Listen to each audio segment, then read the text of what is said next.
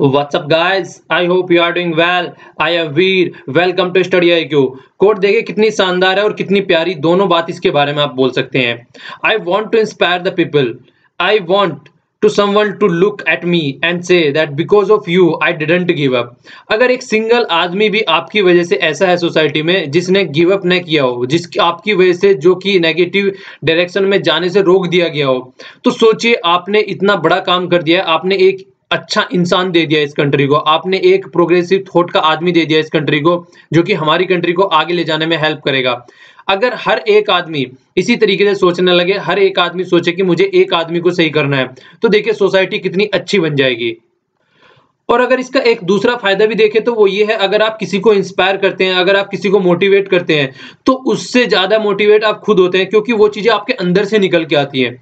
तो कोशिश कीजिए आपको जब भी मौका मिले किसी को समझाने का, किसी को सही रास्ता दिखाने का, किसी को मोटिवेट करने का, तो कभी भी न रुकिए, हमेशा आगे आइए निकल के। इससे आपका भी फायदा होगा और सामने वाले का तो फायदा होना ही होना है। ठीक है, तो ये बहुत ही अच्छी एक पहल है जो कि आप लोग कर सकते हैं स्टार्ट आज से ही। अगर आप लोगों को कोई भी बंदा मिलता है जो कि नेगेटिव थॉट का है, तो कोशिश करें उसको पॉजिटिव थॉट देने की कोशिश करें और एक प्रोग्रेसिव इन्वायरमेंट अपने चारों ओर बनाने की कोशिश करें। ठीक है, तो आज 31 मई है। देख लेते हैं हमको कौन से द हिंदू के आर्टिकल डिस्कस करने हैं। लास्ट डे है वैसे भी मंथ का, तो आइए डिस्कशन देखते हैं हम। ये स्टडी आईक्यू के पेन ड्राइव या टैबलेट के कोर्सेज अवेलेबल हैं। आप जिस भी एग्जाम की प्रिपरेशन कर रहे हैं इनको खरीद सकते हैं। अगर इससे रिलेटेड कोई भी डाउट है आपके मन में, तो यहाँ पर कॉल करके उसको क्लियर कर सकते हैं। ये वाला आर्टिकल मानसून से रिलेटेड है। क्या मानसून आता है, कैसे हमारे देश में आता है, क्या क्या पैटर्न है हमारे देश में आने के, उसके अलावा ला नीना एल नीना क्या होता है, उसका क्या इंपैक्ट होता है, किस किस एरिया में इंपैक्ट होता है, हमारी कंट्री में लास्ट कुछ ईयर में मानसून क्या रहा है, अब आने में क्या पैटर्न चल रहा है, इसका एग्रीकल्चर पे क्या इंपैक्ट पड़ रहा है, इसका सोसाइटी पे क्या इंपैक्ट पड़ रहा है, ये सब चीजें हम इस आर्टिकल के अंदर डिस्कस करेंगे। हालांकि ये सारी चीजें दे नहीं रखी है इस आर्टिकल के अंदर। मैंने सोचा देखिए आज की डेट में आज जो आर्टिकल थे ज्यादा नहीं थे डिस्कशन का, तो मैंने सोचा इस आर्टिकल को अच्छे से डिस्कस करते हैं जिससे कि आप लोगों को सारी क्लियरिटी इससे रिलेटेड हो जाए।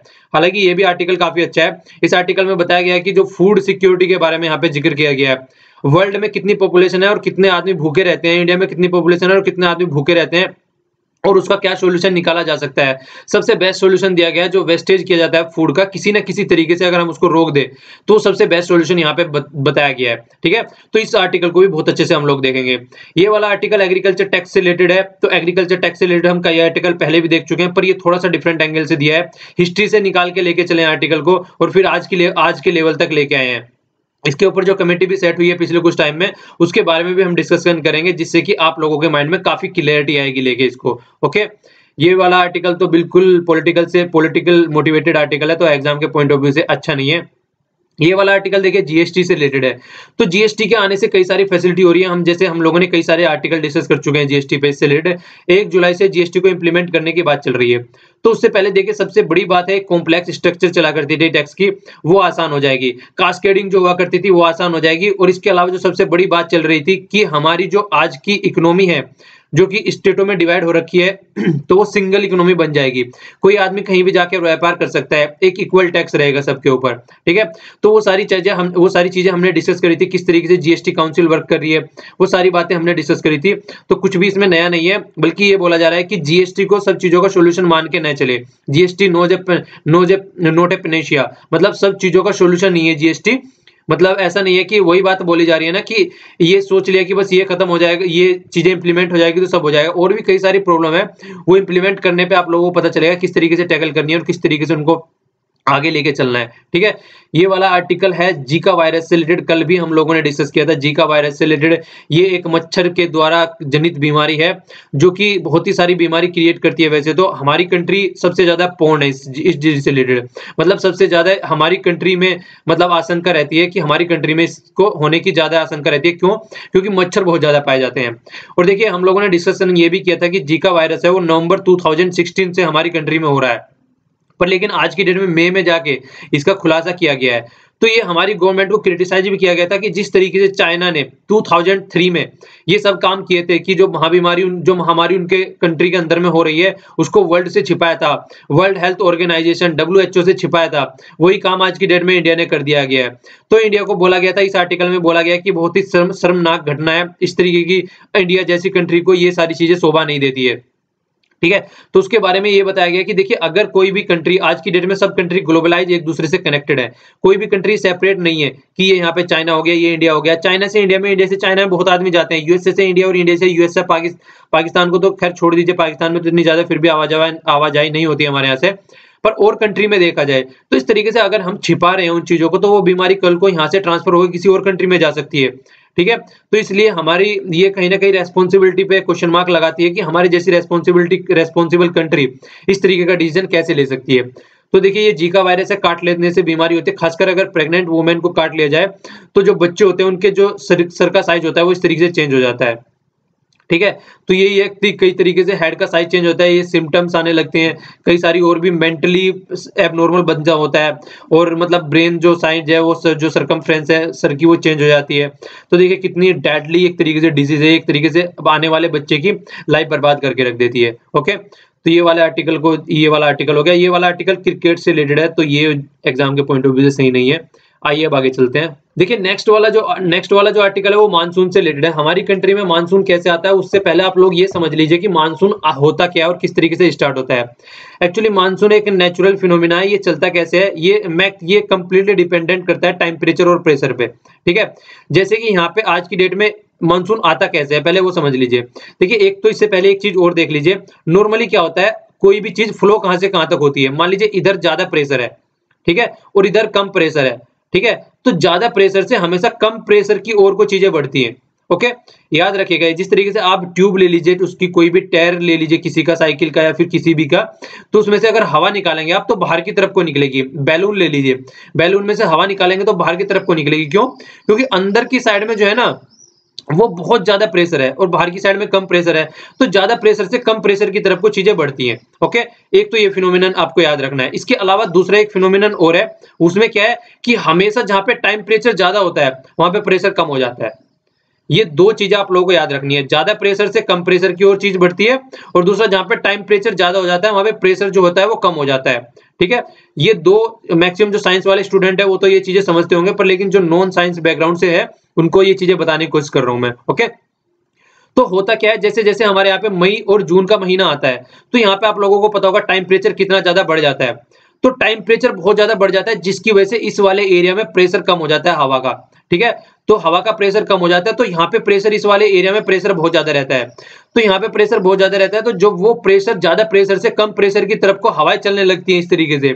तो जो हवाएं इस तरीके से चलने लगती है तो ये हवाएं, देखिए आप लोगों को पता होगा अरेबियन सी है यहाँ पे, तो अरेबियन सी में से पानी लेके वो यहाँ की तरफ को आती है। तो पानी लेके वो यहाँ की तरफ को आती है, तो फिर यहाँ पे आके आप लोगों को पता है इधर हिमालय है। ठीक है, तो इधर हिमालय और इधर वेस्टर्न घाट भी आप लोगों को पता है अच्छे खासे पहाड़ पर्वत है यहाँ पे। तो इनसे टकराकर फिर क्या होता है, फिर वो यहाँ पे बारिश करने लगती है। ठीक है, तो ये कंप्लीट फिनोमिना है हमारे यहाँ से जिस तरीके से मानसून आता है। आप यहाँ पे भी देख सकते हैं इस प्रोसेस को, जो नॉर्मली स्टार्ट होता है वो इस तरीके से यहाँ पे जाता है। ठीक है ना, 1 जून से माना जाता है नॉर्मली कि हमारी कंट्री में आना स्टार्ट हो जाता है मानसून, और इस तरीके से यहाँ से होते हुए फिर ऐसे ऐसे हमारी कंट्री में, पूरी कंट्री में मानसून फैल जाता है।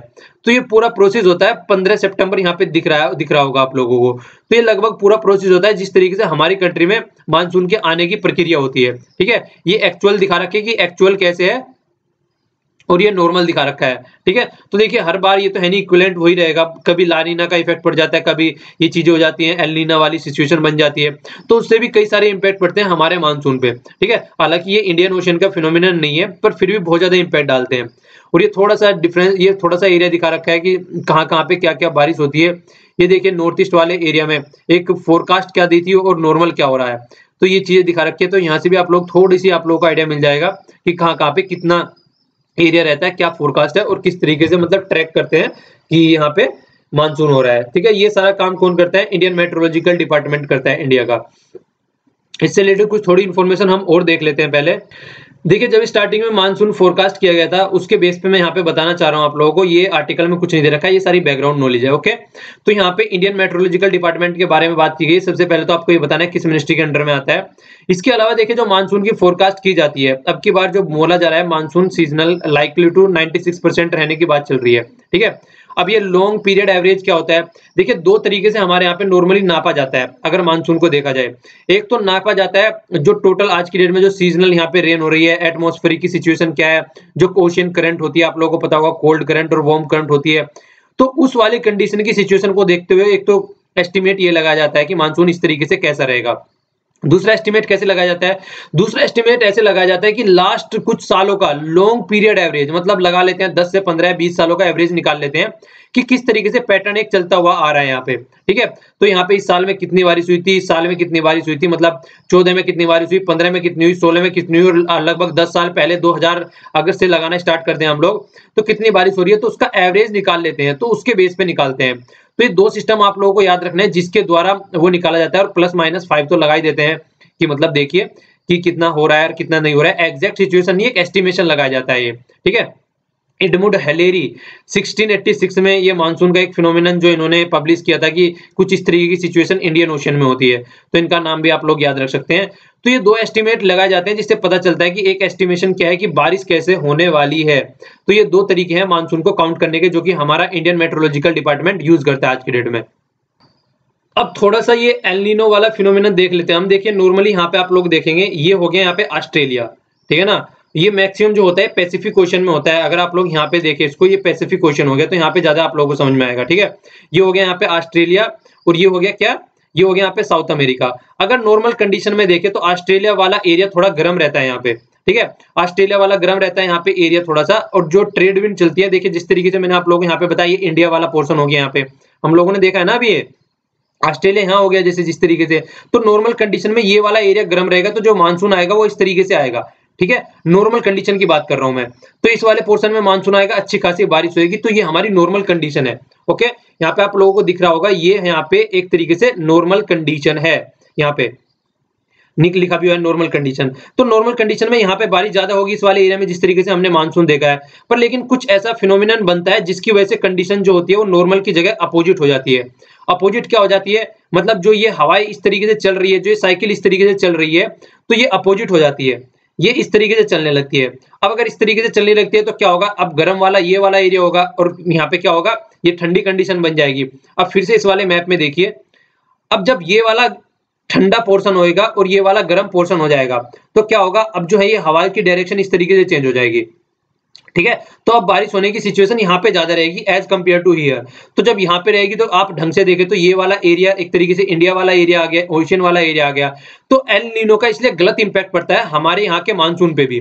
जब यहाँ पे ठंडी सिचुएशन होगी जिस तरीके से मैंने आप लोगों को यहाँ बताया, अगर यहाँ पे ठंडी सिचुएशन रहेगी, ज्यादा गर्म सिचुएशन नहीं रहेगी, जिस तरीके से यहाँ पे मानसून आता है वो गर्म सिचुएशन की वजह से आता है, टेम्परेचर ज्यादा हो जाता है, प्रेशर कम हो जाता है, जिसकी वजह से हवा ऐसे आने लगती है। अगर यहाँ पे टेम्परेचर ज्यादा ना हो और प्रेशर कम ना हो तो हवा यहाँ पे नहीं आएगी, तो मानसून नहीं आएगा। तो वही सिचुएशन बन जाती है एल नीनो की वजह से, ठीक है। तो एल नीनो क्या करता है, हमेशा आप लोगों को याद रखना है, एल नीनो हमेशा नेगेटिव इंपैक्ट डालता है हमारे वाले एरिया में। तो एल नीनो नेगेटिव इंपैक्ट डालता है जिससे कम बारिश होती है। तो कम बारिश होने की वजह से मानसून गड़बड़ हो जाता है और जिसकी वजह से सिचुएशन खराब हो जाती है। सॉरी, लेकिन अगर ला नीना की देखें, ला नीना इसका जस्ट अपोजिट होता है। ला नीना यहाँ पे और ज्यादा जो कंडीशन ये वाली है ना, इन कंडीशन को और ज्यादा बढ़ा देता है। तो ये कंडीशन और ज्यादा बढ़ जाती है और जिसकी वजह से और ज्यादा बारिश होने की सिचुएशन हो जाती है। तो ला नीना इसका जस्ट अपोजिट है। ओके, तो ये दोनों चीजें आप लोगों को याद रखनी है। अब यहाँ पे आ जाइए थोड़ा, तो देखिए एल नीना और ला नीना हो गया, तो ये बहुत ज्यादा पैसिफिक ओशन में होती है, खासकर ये भी याद रखना है। पर जो इंपैक्ट डालती है वो ऑल ओवर वर्ल्ड डालती है, ठीक है। इसके अलावा दूसरी चीज और है जो बहुत ज्यादा इंपैक्ट डालती है, वो है इंडियन ओशन डाइपोल। ये आज की वीडियो में, आज के उसमें एडिटोरियल में नहीं दे रखी है सारी चीजें। कभी आप लोग ढूंढते रहो कि ये क्या क्या पढ़ा दिया है।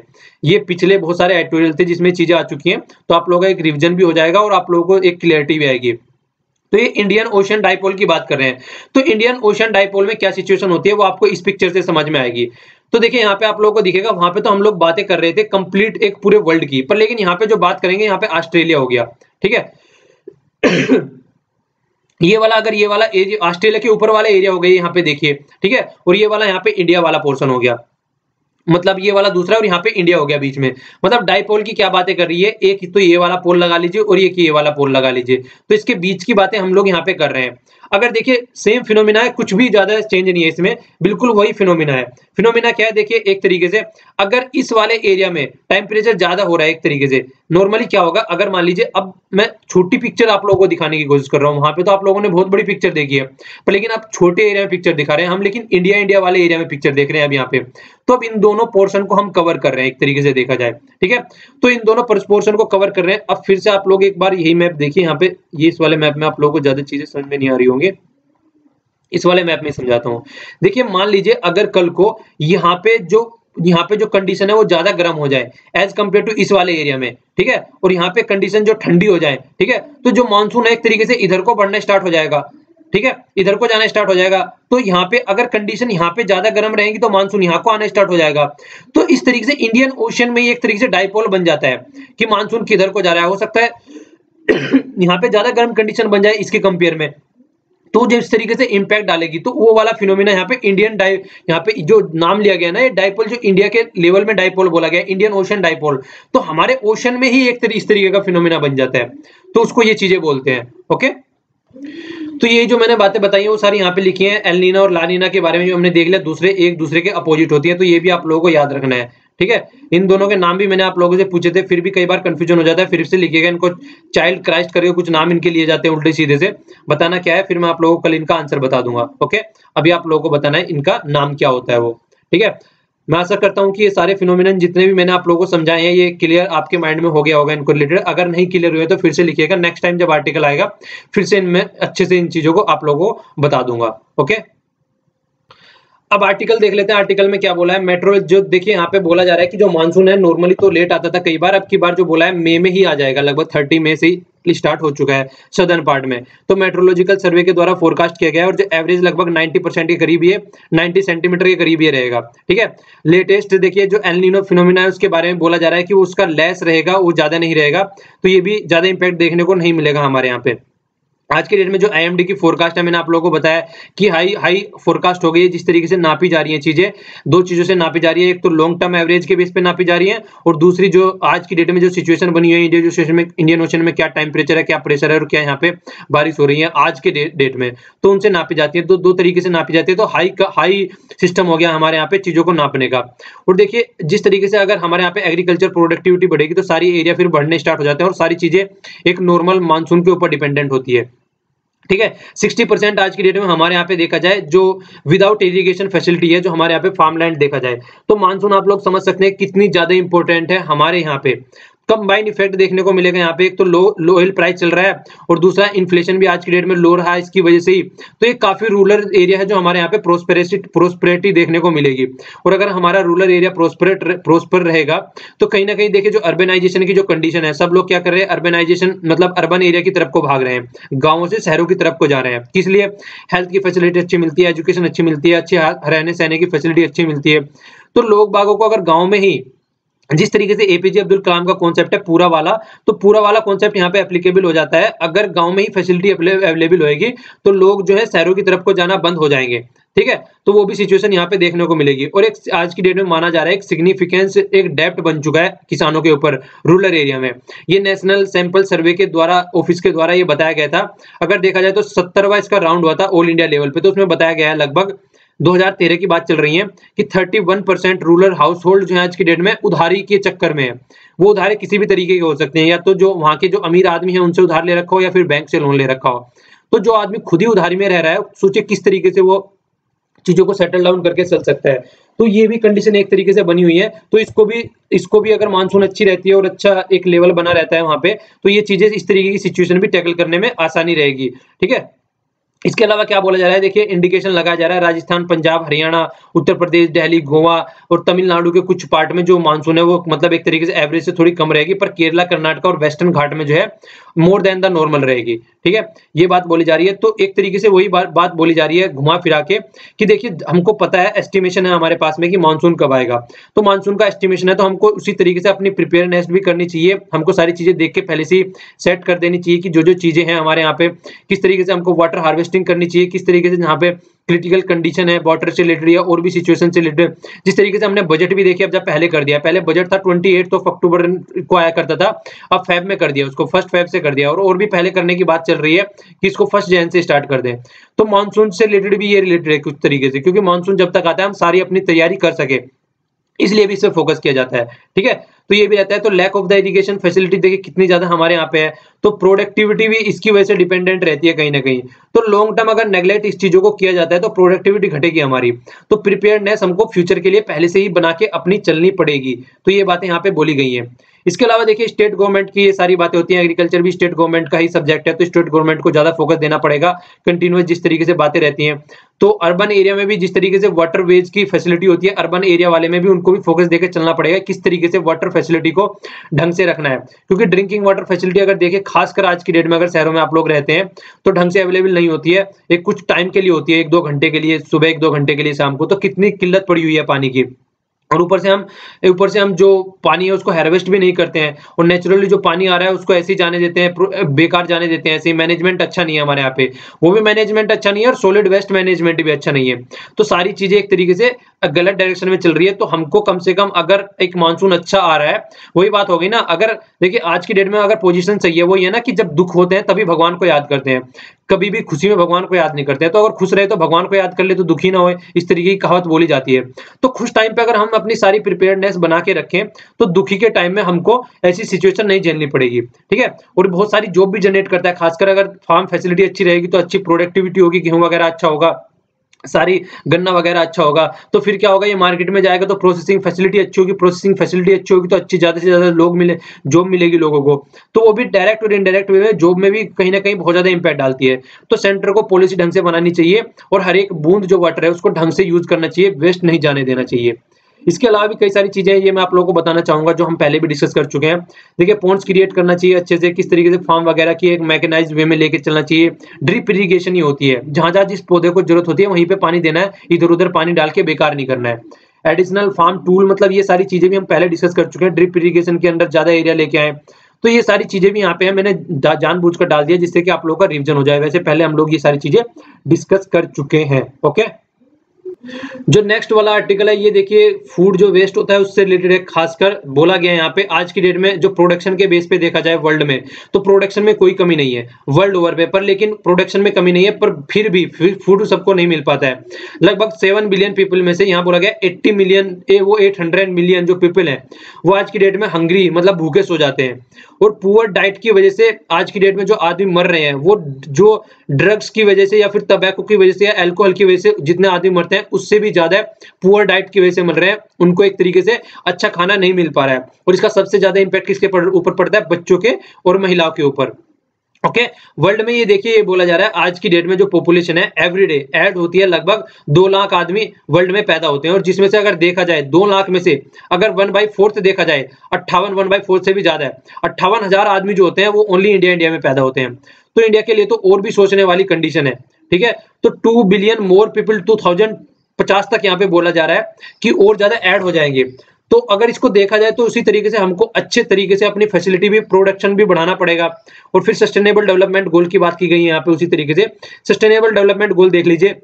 सस्टेनेबल डेवलपमेंट गोल से पहले मिलेनियम डेवलपमेंट गोल थे, वो 2000 से लेके 2015 तक चले, लेकिन सस्टेनेबल डेवलपमेंट गोल 2015 से लेके 2030 तक चलेंगे अभी ये।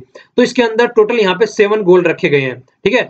तो 7 बोल रहा हूँ, 17 गोल रखे गए हैं टोटल। तो 17 गोल जो रखे गए हैं यहाँ पे आप लोगों को देखने को मिलेगा, जीरो हंगर की भी बात की गई है, हेल्थ की भी बात की गई है, और यहाँ पे देखिए आप रेस्पॉन्सिबल कंजप्शन और प्रोडक्शन की भी बात की गई है। तो किस तरीके से कंजप्शन करना है और किस तरीके से प्रोडक्शन करना है, तो सारी चीजों की यहाँ पे जिक्र किया गया है। और बाकी के गोल है, आप लोगों को पता होना चाहिए इन गोल के बारे में, ये आप लोग कोट भी कर सकते हैं, कहीं पे भी इनका यूज कर सकते हैं, ठीक है। तो जो मेरा अभी फोकस है पुअर्टी के ऊपर, जीरो हंगर के ऊपर, फूड के ऊपर, और एक तरीके से किस तरीके से हम प्रोडक्शन करना है और किस तरीके से उसको यूज करना है, इसके ऊपर रहेगा यहाँ पे अभी इस आर्टिकल के अंदर। ओके, तो यहाँ पे वही बातें बोली गई है। देखिए अगर फूड का लॉस देखिए आज की डेट में 1 ट्रिलियन है, तो ये 1 ट्रिलियन अगर हम बचा लें, इतना जो फूड है जो लॉस हो रहा है हमारे यहाँ पे, तो जो 80 मिलियन पीपल जो भूखे सोते हैं तो उनको खाना मिल जाएगा। देखिए आप भी इसमें थोड़ा सा पार्टिसिपेट कर सकते हैं, हम भी इसमें थोड़ा पार्टिसिपेट कर सकते हैं मिलके।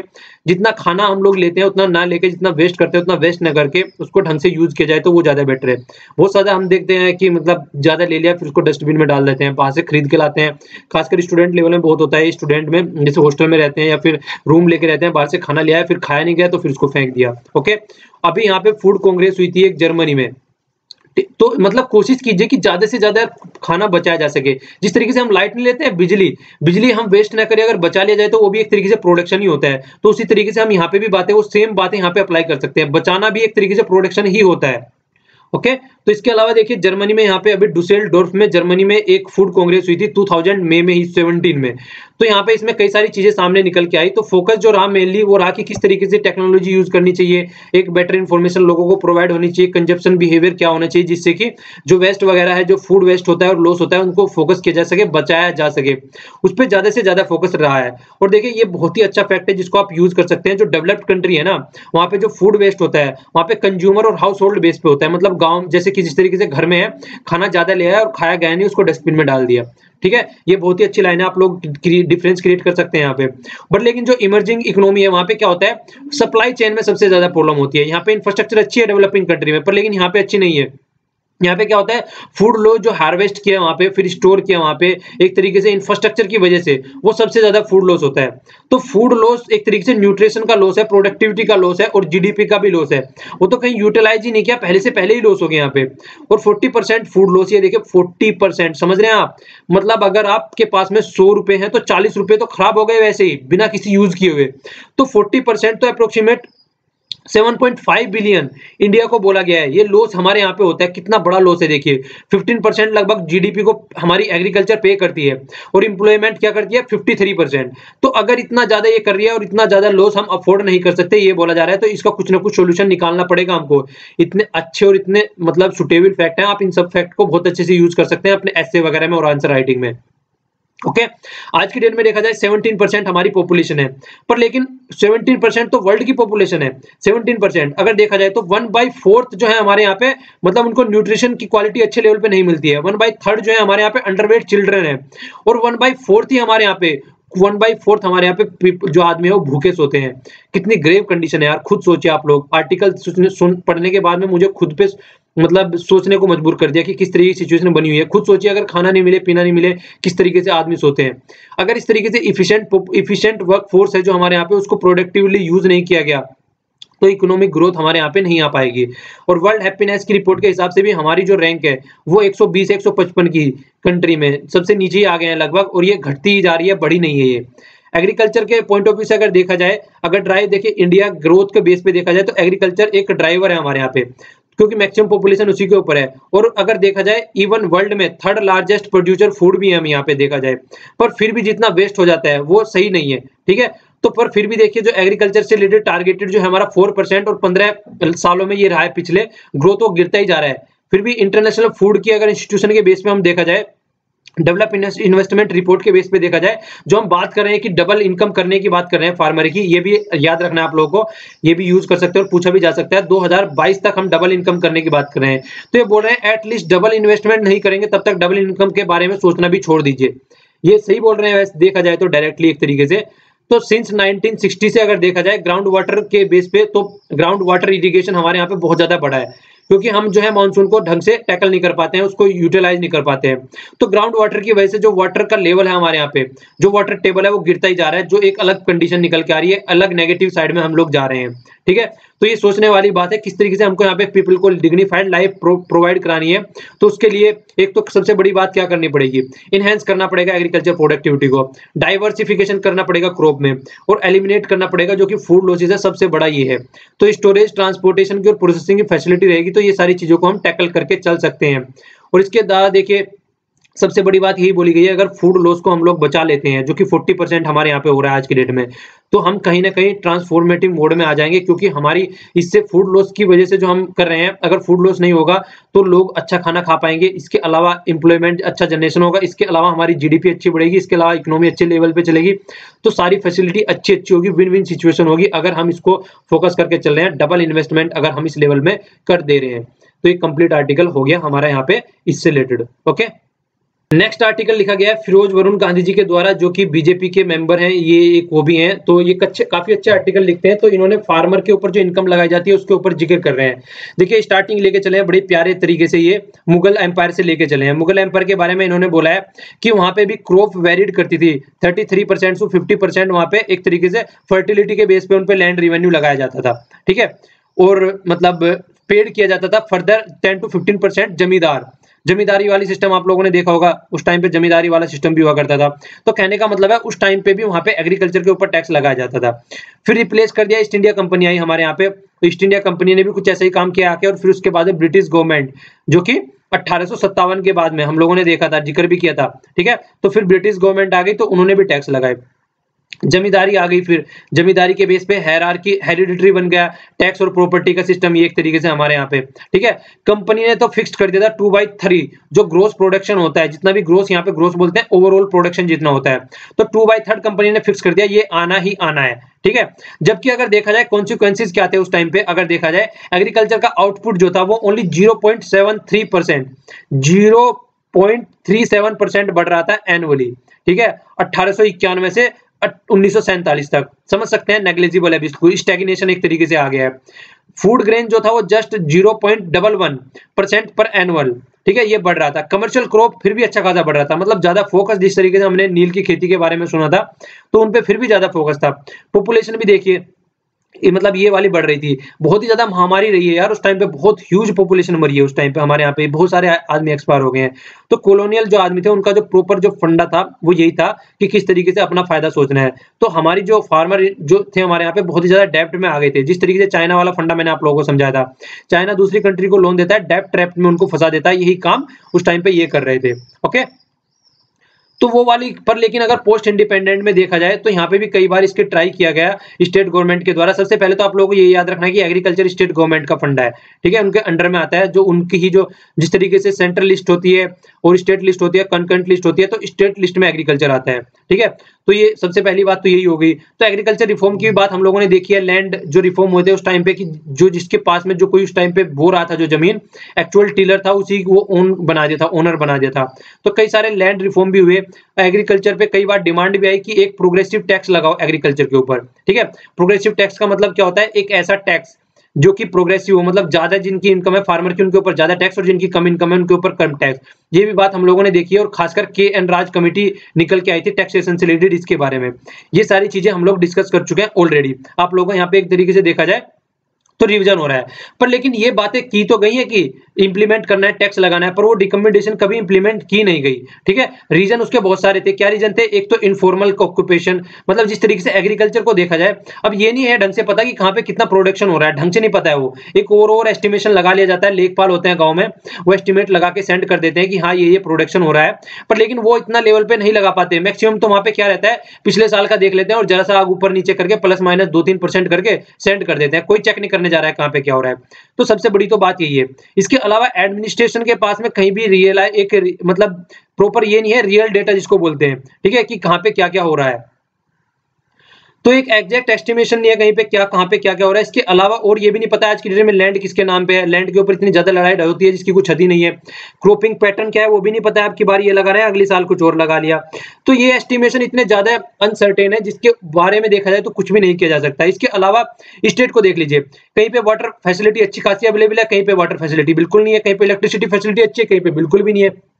ये भी चीजें अलग बिल्कुल इंपैक्ट डालती है। सेम क्रॉप अगर देखा जाए तो एक स्टेट में डिफरेंट लेवल की है। गन्ने को देखा जाए नॉर्थ में कुछ और है, और अगर महाराष्ट्र वाले एरिया में देखा जाए तो कुछ और है। तो अगर देखा जाए तो ये भी सोचने को पड़ता है कि एक ही क्रॉप पे महाराष्ट्र में कुछ और टैक्स लगाओ गन्ने के ऊपर, और यूपी में और बिहार में कुछ और टैक्स लगाओ गन्ने के ऊपर, तो ये बहुत ही ज्यादा कॉम्प्लेक्स सिचुएशन बन जाएगी। वैसे हम जीएसटी लेके आ रहे हैं एक कॉम्प्लेक्स स्ट्रक्चर को सिंपल करने के लिए, तो एग्रीकल्चर के फिर से कॉम्प्लेक्स स्ट्रक्चर बन के आ जाएगी। तो ये बहुत ही हार्ड है डिटरमाइन करने के लिए एग्रीकल्चर पे क्या टैक्स होना चाहिए। और जैसे हमने पीछे कुछ आर्टिकल थे उनमें ये भी डिस्कशन किया था हम लोगों ने, कि सबसे बड़ी बात ये है कि हम लोगों को ये देखना है कि किस तरीके से टैक्स उनको बाद में लगाना, उनके ऊपर पहले उनको टैक्स देने लायक तो बनाओ। ये भी हम लोगों ने चीज डिस्कस की थी, ठीक है। तो वो एक दूसरा पार्ट था डिस्कशन का, तो वो भी हम लोग अच्छे से डिस्कस कर चुके हैं, ठीक है। तो ये कंप्लीट आर्टिकल थे आज से रिलेटेड। देखो आज थोड़ा मैं तेज चल रहा हूँ, ये अलग बात है। देखिए थोड़ा सा हल्का सा मतलब लेट हो जाएगा वरना वीडियो, आज थोड़ा काम था मुझे, कहीं थोड़ा जाना भी था, तो थोड़ा इसलिए मैं थोड़ा हल्का सा जल्दी कर रहा हूँ। तो सॉरी थोड़ा, अगर आप लोगों को थोड़ा वो रहा, आगे से मैं फिर सही करने की कोशिश करूंगा, ओके। तो प्लीज माइंड मत कीजिएगा उसको।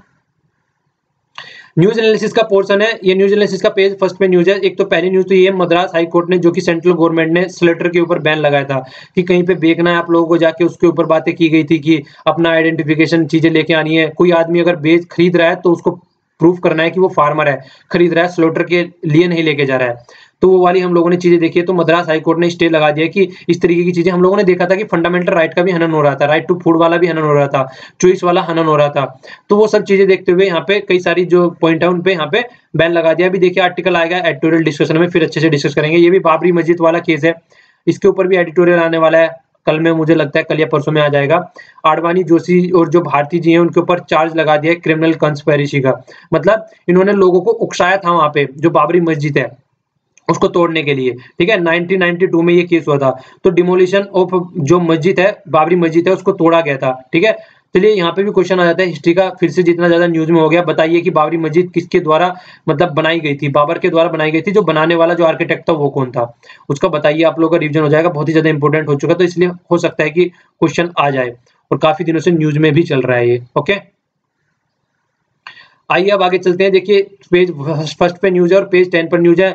जिस तरीके से पता है कि नरेंद्र मोदी जी 4 कंट्री की विजिट पे गए हुए हैं, तो अभी यहाँ पे जर्मनी की विजिट पे हैं। तो जर्मनी के बीच में अभी कई सारे एग्रीमेंट साइन होने की बात हम लोगों ने की थी, जिस तरीके से हेल्थ में और एजुकेशन में, स्किल डेवलपमेंट में, सस्टेनेबिलिटी में, और किस तरीके से सोलर पैनल पे भी हम लोग इनसे बहुत ज्यादा फायदा लेते हैं। इसके अलावा सबसे बड़ी बात जो यहाँ पे देखने को आ रही है वो है कि वो क्या है कि देखिए हम लोग चाह रहे हैं कि फ्री ट्रेड एग्रीमेंट की बात चल रही है, खासकर जर्मन के साथ में, और वो भी यूरोपियन यूनियन के साथ में। देखिए यूरोपियन यूनियन में जब से यूके निकला है बाहर, तब से जर्मनी वहां पे होलसेल अथॉरिटी, और फ्रांस आप लोग देख सकते हैं 2 मेन पावर बन गए हैं वहां पे। तो अब ये किसी न तरीके से ये चाहेंगे किसी तरीके से एक यूरोपियन यूनियन की गरिमा बनी रहे, और यूरोपियन यूनियन की मर्यादा अगर बनी रहेगी तो इन लोगों की भी मर्यादा बनी रहेगी। तो उसमें मेन फोकस देके यहाँ पे चला जा रहा है, ठीक है। तो मेन जो फंडा है वो इसी पे फोकस किया जा रहा है, किस तरीके से यूरोपियन यूनियन की मर्यादा बनी रहे। तो फ्री ट्रेड एग्रीमेंट की बात चल रही है यहाँ पे आज की डेट में। ट्रेड ये फैक्चुअल इंफॉर्मेशन है, ज्यादा याद रखने की जरूरत नहीं है। 24th इंडिया की रैंक है, कंट्री जो बिजनेस करती है इंडिया के जर्मनी के साथ में, तो उसको बढ़ाना चाहिए। सबसे बड़ी बात तो यही हो गई। और इसके अलावा देखिए फोकस देखिए ये चलना है कि किस तरीके से टैकल करना है जो चाइना वाला एरिया हम लोगों ने देखा था, जापान के साथ में मिलकर भी और जर्मनी के साथ में मिलकर हम अफ्रीका वाले एरिया पे टैकल करने की कोशिश कर रहे थे कि हम वहां पे इन्वेस्टमेंट बढ़ाएं, ठीक है। इसके अलावा सोलर पावर पे हम लोग वर्क कर रहे हैं, इसके साथ में जर्मनी के साथ में, और भी बहुत सारे प्रोजेक्ट हैं जिनके साथ में जर्मनी के साथ में वर्क कर रहे हैं। तो और अच्छे से आर्टिकल आएगा तो फिर और अच्छे से हम लोग इसको डिस्कस करेंगे, ठीक है। आइए अब आगे चलते हैं। देखिए पेज 2 पे न्यूज है, हालांकि ये वेस्ट बंगाल से रिलेटेड न्यूज है, पर फिर भी जिस तरीके से पैनल रिपोर्ट चाइल्ड बच्चे जेल में कितने हैं उसके ऊपर है, तो इस तरीके की न्यूज पूछ ली जाती है। तो कमीशन सेट किया, चेयरपर्सन यहाँ पे अनन्या चटर्जी चक्रवर्ती, तो इनका नाम याद रखना है आप लोगों को। तो ये प्रोग्राम यही किस तरीके से बच्चों को हैंडल करना है जो जेल के अंदर में है, उनको किस तरीके से एजुकेशन, न्यूट्रिशन और मेडिकल फैसिलिटी प्रोवाइड करानी है। तो चाइल्ड राइट प्रोटेक्शन की भी बात यहाँ पे आ जाती है। तो थोड़ा सा आप लोग फोकस देकर चलना है। देखिए ब्रिज, अभी ये लॉन्गेस्ट ब्रिज डेवलप किया गया था, इस पे एक्सीडेंट भी होने स्टार्ट हो गए हैं। तो मेरा पर्पज ये नहीं था कि एक्सीडेंट हो रहे हैं इस तरीके की न्यूज का, बस पर्पज यही था कि भूपेन हजारिका, नाम याद रखेगा इसका, किस किस के बीच में था ये बनाया गया था, ये आसाम और अरुणाचल प्रदेश के बीच में। किस रिवर के ऊपर बनाया गया था, लोहित रिवर के ऊपर। हम लोगों ने डिस्कस किया था किसकी ट्रिब्यूटरी थी, वो ब्रह्मपुत्र की ट्रिब्यूटरी थी, ठीक है। तो ब्रिज का नाम क्या था, यहाँ पे तो भूपेन हजारिका दे रखा है, वहां पे एक और नाम था, तो कम से कम वो नाम आप लोग कमेंट बॉक्स में लिखिए, कल फिर आंसर दूंगा, तो कल अच्छे से चीजों को डिस्कस करूंगा। ओके, रिविजन के बेस पे मैं चीजें डिस्कस कर रहा हूँ, जिससे कि आप लोगों का रिविजन हो जाए यहाँ पे फिर से अच्छे से। अब आगे चलते हैं। आगे देखिए यहाँ पे दे रखा है एक तरीके से आप लोगों का जोन सा भी जोन है, आप लोग भी बताइएगा। यहाँ पे एक फनी इंफॉर्मेशन आप लोग इसको बोल सकते हैं, ग्राउंड मतलब जिस तरीके से देखिए ये चेन, इस आप लोगों ने देखा होगा चेन खींच ली जाती है, तो पुलिंग द जो चेन वाला केस होता है वो 2011 से और 15 के बीच में देखा गया है। ईस्टर्न जोन में सबसे ज्यादा हो रहा है, ठीक है ना। फिर नॉर्दर्न सेंट्रल की बात चल रही है, नॉर्दर्न जोन, ईस्टर्न कोस्ट, ये जितने भी जोन है यहाँ पे, तो आप लोगों को बताना है कि आप लोगों का जोन कितना है और वहां पे कितना हो रहा है ये, ठीक है। तो यहाँ पे आप लोग सॉरी, तो यहाँ पे आप लोगों को अपने अपने जोन के बारे में नीचे कमेंट बॉक्स में बताना है। देखिएगा अगर आपके जोन में ज्यादा हो रही है तो कोशिश कीजिएगा कि अपने यार दोस्तों को बोलो कि यार ये मतलब इस तरीके की बदतमीजी ना करे, बहुत ही ज्यादा नुकसान होता है इसको, रेलवे को इसके द्वारा, और खासकर पैसेंजर जो बैठे रहते हैं उनको तो और भी ज्यादा नुकसान होता है, बेचारे टाइम पे कहीं जाना होता है और जा नहीं पाते हैं, ठीक है। तो कमेंट बॉक्स में दिएगा, इंटरेस्टिंग है, थोड़ा मजा आएगा, देखिएगा नीचे आंसर दीजिएगा आप लोगों का जोन और आप लोगों का स्टेट भी पता चलेगा इससे, ठीक है। पेज 10 पर काफी अच्छी न्यूज है, 1 रुपी का जो नोट होता है वो फिर से रिलीज करने जा रही है, ठीक है ना, गवर्नमेंट। तो देखिए RBI will soon issue the 1 rupee note 20 year after the previous release, ठीक है। इसके अलावा आप लोगों को ये याद रखना है, ये कोइनेज एक्ट 2011 के हिसाब से ये बनाया जाता है। और सबसे इंपॉर्टेंट चीज जो आप लोगों को याद रखनी है, फाइनेंस सेक्रेटरी के साइन होते हैं इस पे, ₹1 के नोट पे, और सब पे किसके होते हैं, आरबीआई गवर्नर के साइन होते हैं। तो इन्फॉर्मेशन काफी अच्छी है, इसको याद रखिएगा। इसके अलावा सेंट्रल गवर्नमेंट ग्रेजुअली विड्रॉ कर रही है स्मॉलर डिनोमिनेशन के जो नोट है। क्यों?